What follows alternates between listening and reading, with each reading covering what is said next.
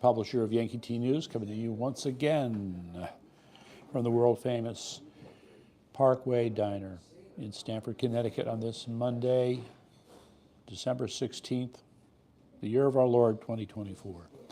Sponsored, as usual, by the Greenwich Stamford Tea Party Patriots and all the ships at sea. Where am I going to start? You know what? I know exactly where I'm going to start. We have decided that the state of Connecticut will be much improved when it gets a better Attorney General. So Mr. Tong will continue to be the focus of our interest and concerns from this time going forward. Okay, so what have I got to say about him? Well, now we have what I call Tell Tong time. That's right, Tell Tong time. I want to remind you, last week we pointed out that he made an outrageous statement, ill-considered, where he had said America runs on Duncan and undocumented migrants, which is liberal speak for illegal aliens. So we went into how obviously he's promoting both illegal activities and in the process violating child labor laws, not to mention promoting child trafficking. Okay, well, we've got another one.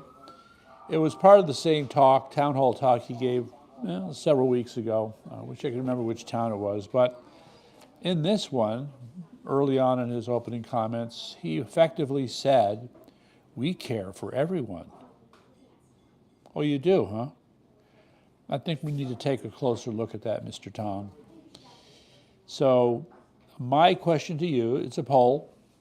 You can respond, choice one or two. So is Mr. Tong a tone-deaf hypocrite or a willfully ignorant hypocrite? Because Mr. Tong has quite clearly staked out positions where there are certain people for which he does not care at all, and in fact would like to be rid of them.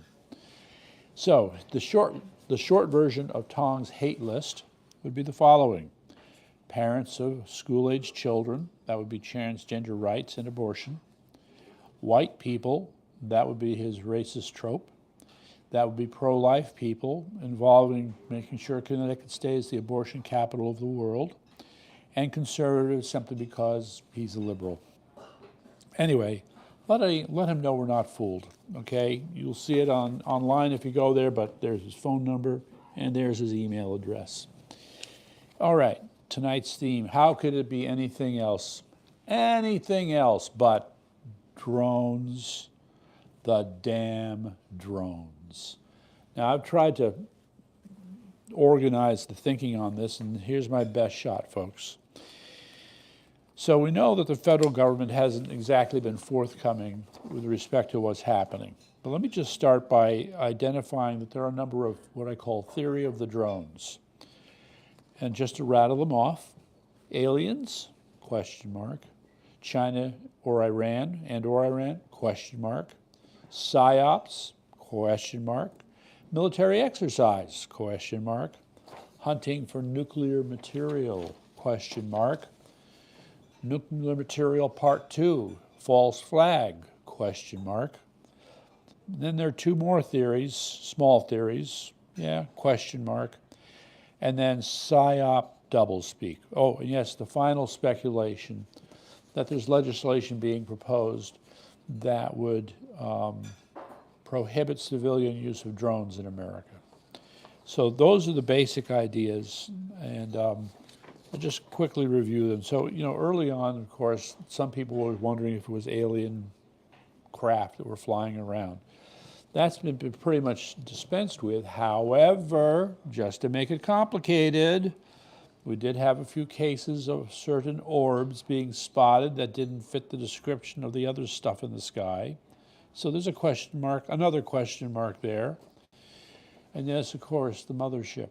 It could either be the mothership or the submarine off the coast of America, which is carrying a huge number of drones being released into the sky, and they fly out, they scan, they map, they observe, and then they come back. China, Iran, who knows? I mean, we don't know. But that was the other speculation that quickly surfaced. At some point, when the federal government started to play games with the media and the people, Now our attention shifted to them and why they weren't being more forthcoming, all right? So the first speculation, I think, that sort of developed out of this, besides some notion of psyops, was that maybe it's a military drill and they just don't want to talk about it. That would seem reasonable. But then we have information suggesting a more sinister problem. So I want to add, by the way, that if you go read our promo/newsletter, which should be up, right, Eric? Yeah, it's on our Facebook page. It's on the Facebook page, okay. So there were two sources that picked up on a gentleman named Mr. Thompson, who's the CEO of Saxon Aerospace in Kansas, the manufacturer of drones, basically. So from a person who designs them, builds them, sells them to the military, and understands their operational use, he had a little something to say on the subject. And he was very careful. He was not an alarmist in any way. He said, look, this is just my opinion. I could be wrong. But the first point he made is that drones don't fly at night. If they are flying at night, it's because they're searching for something or someone, all right? So that was the first thought that he wanted to drop. But then he dropped the big one. Yes, he did drop the big one. Oh, my goodness. So now he mentions the fact that, if some may recall, when the Iron Curtain came down, Ukraine had thousands of nuclear weapons within its borders. And there was a debate about what to do now that Ukraine was no longer a part of the Soviet Union. Well, eventually Ukraine decided to give up those nuclear weapons. However, according to Mr. Thompson, approximately 80 of these nuclear weapons went unaccounted for. All right, so he drops that, and you got to think about that. This is a matter that has spanned, what, 30 plus years.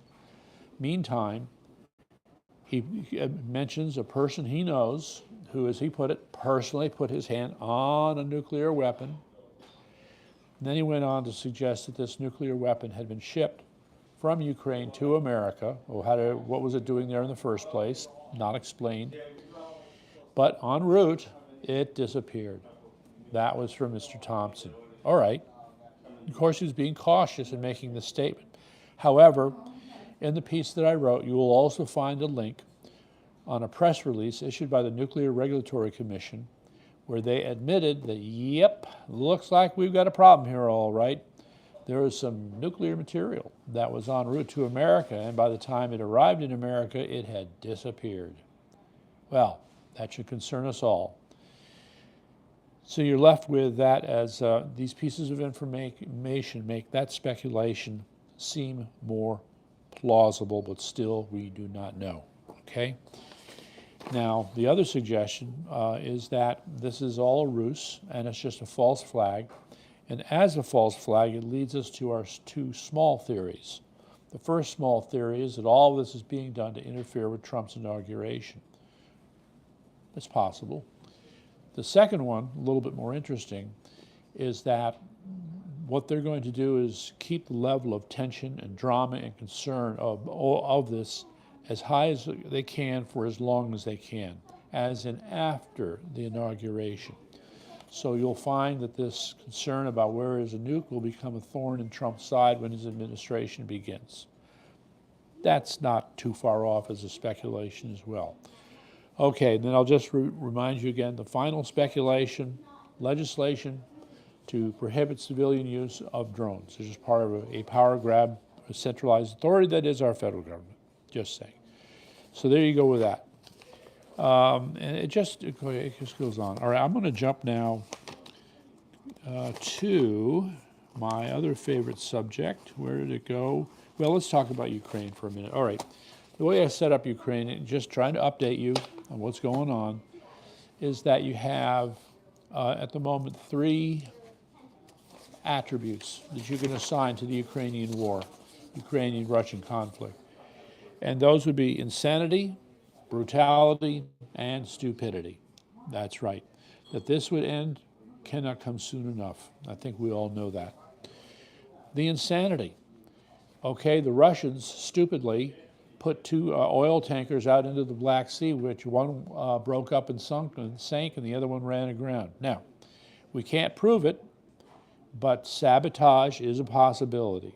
So I just wanted to plant that, okay? But the real insanity was even doing it in the first place. So see if I can find the quote. Somebody pointed out that, where did they put it here? Okay, you can't go to sea in such a storm. The Russians violated the operating rules. The result is an accident. So maybe they were desperate to ship this oil. What was the motivating factor? We don't know. Okay, the second part, brutality. Yeah. The way in which the information around all these secret operations and other things involving Ukraine have been handled, it just shows that it's the heavy hand of the deep state in a way that we still don't quite understand. It's only when we get to the bottom of this that the motivations for all of this will come clear. All right, and it's a piece from the Revolver where BD dumps dirty laundry on Ukraine. So you can check that out. Now, my personal favorite would be part 3, stupidity. So you may or may not have heard. Several weeks ago, you may or may not recall that I told you about the attempt to integrate North Korean troops with the Russian military in the Kursk region and other places. And of course, I and others thought this will not end well. Well, they're still in the middle of it. And by the way, they now have 11,000 North Korean troops in the Kursk region. Just wanted to let you know. Okay, North Koreans, with them for friends, who do you need as enemies?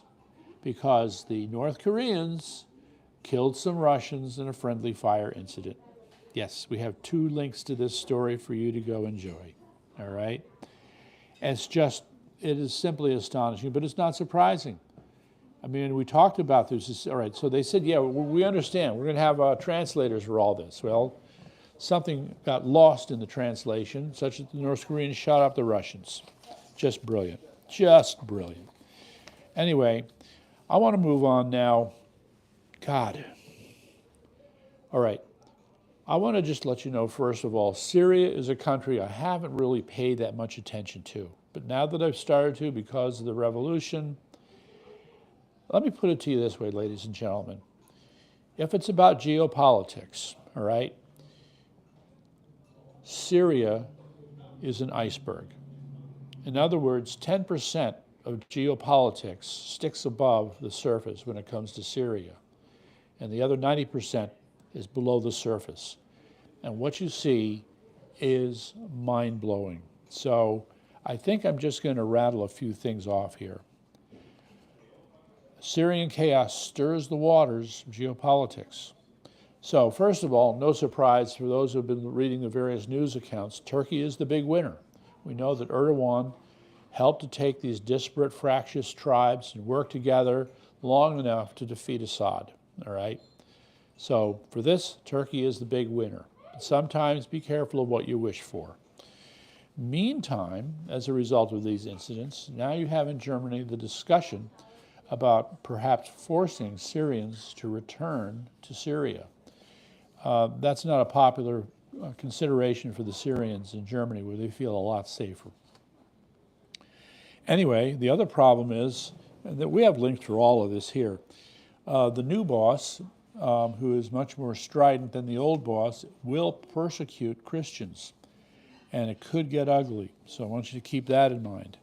Meantime, you have another ethnic group called the Druzes. Some are in Syria, some are in Lebanon. And the Syrian Druzes want to affiliate with Israel. What? How's that going to work? Is Israel going to protect them from the Syrian government, even though it's not Israeli territory? It's not clear how that's going to work. But here you have a part of the country saying we want to have nothing to do with the new government. That's kind of concerning. Meantime, Americans retake the Russian base. Israel takes more Syrian territory. Putin is still scratching his head. We got the link. The UK sends the terrorists more money, and oops, I want to warn you about this one. Oh my goodness, oh my goodness, yeah. China, take note. There's a group, let's see if I can find these guys. This is too good. I think they call themselves the Turkestan Islamic Party. TIP, nice acronym. They're a little pissed off at how the Chinese have handled or mishandled the Uyghurs. So there's going to be a day of reckoning for Xi and the others. So great. Right now it just starts with this group called the Turkestan Islamic Party. Pregnant pause. I want you to consider the possibility. What if Erdogan decides that this is a worthy group and he feels just as strongly about the condition of the Uyghurs in China, and that he starts building, recruiting, supporting, arming these guys, and they find their way into Western China? Wow. Okay, so I'm holding this up as a special one, ladies and gentlemen. I want you to take note of this one. I'm going to check back in a few months. All right. But they're gonna, this is not good for communist China. Nope. All right, now, and the best part, Eric showed me this picture earlier. He wasn't sure what it was. It's a massive explosion. By the way, there was a massive explosion in Lebanon earlier, several months ago, to destroy those munitions.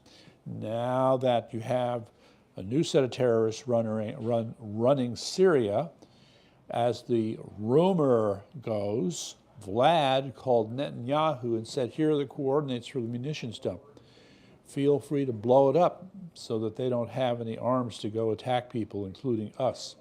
Because on the one hand, there might be a guarantee to honor all international agreements from out of Syria, but on the other hand, they may have a change of heart about the Russians. So we want to make that harder for them.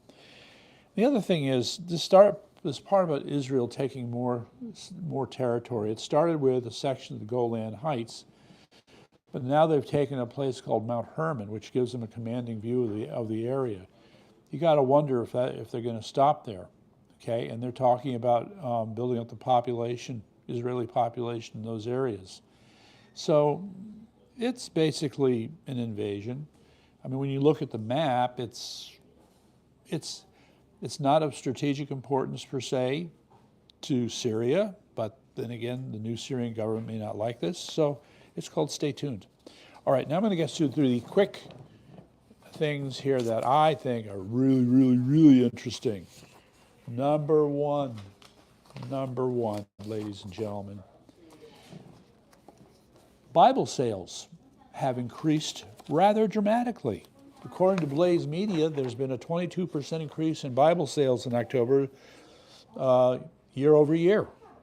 So this speaks to a lot of things, okay? I just want to throw in another factor here. Charlie Kirk with Turning Point USA, who has done the most incredible thing. Anybody who studies what Charlie did during this election will be amazed and has a lot to learn. But besides the election campaign, he was sending the message of Jesus everywhere he went. And this was to college students. And, you know, the college students have been receiving all this liberal claptrap that does nothing for their lives. And they're realizing that something is wrong, something is off. And as a result, they turn to God, they turn to Jesus, they turn to the Bible. And you see it in the sales. So, one more reason to hope. I'm just saying. All right. Next. Now, while that's going on, Harvard University, these people, I don't know what to say. So they have a president. I guess he's an interim president, Alan Garber. So I want to point out to you, ladies and gentlemen, this is so important. Here you have this guy who runs supposedly the best university in the world, Harvard University, best reputation, best brand, everything. And he goes to the faculty and he says, you know what? We have to change our messaging. Yeah, our messaging. Well, messaging is a part of your brand, of course. And a lot of people scratched their heads and said, no, wait a second, don't you really mean that you need to improve and fix all the problems in the university because you've been spending too much time on Marxism? Isn't that what you're really talking about? No, we're talking about our messaging. Well, you know what? If you're talking about messaging, lie, you can find a better way to lie to fool more people. And I got some news for you, Harvard and Mr. Garber. Ain't gonna work, all right? We're on to you now. So you're gonna have to come to terms with the fact that you're gonna have to completely rethink your mission, all right? That's the part. Instead of being an America-hating university, it's time to become an America-loving university. So take note. And continuing here with the theme that liberals can't help but lie, Democrats recalibrate their resistance to Trump, okay? I find it amazing when you go through this article, they're talking right now about how the Democrat Party is going in its own head-scratching phase, trying to figure out what they're going to nip. What is their messaging going to be going forward? And in none of this do they ask themselves, well, wait a second, have we been doing some things that are just factually wrong, okay? So let's take Senator Hiawatha. That would be Elizabeth, what's her name, Warren. She had suggested that if Robert F. Kennedy Jr. becomes the new Secretary of Health and Human Services, say goodbye to your polio vaccine. This is so stupid. Well, this is the kind of lies, this is the kind of inflammatory rhetoric that they constantly have to intone all the time. Senator, it's not working. Your buddy over at Harvard with Mr. Garber, it's not working, okay? Mark Elias, the new champion of the Democrat Party, I'm sorry, it's not working, all right? You people all are waiting for a come to Jesus moment in terms of what your purpose in life is, if you're gonna be a viable political party, or if you're gonna be the champions of a, quote, liberal point of view. It's not gonna work on lying, I'm just telling you. Okay. Next, we move on to my favorite subject, January 6th. Now, I want to bring up the point. Okay, so I'm just going to say a few things about this. We are seeing the light at the end of the tunnel, and you'll see what I'm saying when I get to the last piece on January 6th here. First of all right, on a small point here, as this argument goes forward, are we talking about paid informants, or are we talking about undercover FBI agents? Because they're not the same. All right, so you find people kind of splitting hairs over this issue. But there's still the question, who was running it? Okay, that was Jonathan Turley's question. Who was running it? We want to know. And we haven't got that answer yet. So it's going to be, you know what, after January 20th, when the investigations can really begin. And I want to remind you, in February of 2021, Time Magazine put out an article by a woman named Molly Ball. Anybody who's concerned about election fraud will remember this article, because this was their victory lap boasting piece about how they stole the election. Now, they didn't say it in so many words, but it was very clear from their descriptions that this was what the article was about. And I want to remind you of their famous phrase, they fortified the election results. Does anybody remember that? They fortified the election results? Yeah, okay. Now, the last piece here for January 6th, a guy named William Pope, who's also being prosecuted, has made some very interesting suggestions. I won't go into it. It's a really long piece. The link is up there. Go definitely read this. It's worth it. He makes the point that rather than Trump giving a blanket pardon to all the prisoners, what he should do is, see, I want to get my terms right here. It's he should release them, well, it would be releasing them on a provisional basis while their cases are still being investigated or reviewed. So rather than staying in prison, they're released from prison, and the questions about these cases can be determined on a leisurely basis, shall we say. So that and other points are in this article, highly recommended. Now, as I started to say, we can see the light at the end of the tunnel with January 6th. I really believe that we're getting there. So we will continue to provide coverage, but we're going to shift our focus in the coming weeks to Tina Peters, the former Secretary of State in Colorado who's now in prison for seeking to tell the truth about the election fraud that was committed in Colorado. The way this woman has been treated is appalling and disgusting, all right? Now, there's a group called the Dallas Patriots Group, and they have put up a piece of information supporting her. Now, what you want to do to get more information, besides the link here, it's tinapeters.us, okay? Go to tinapeters.us.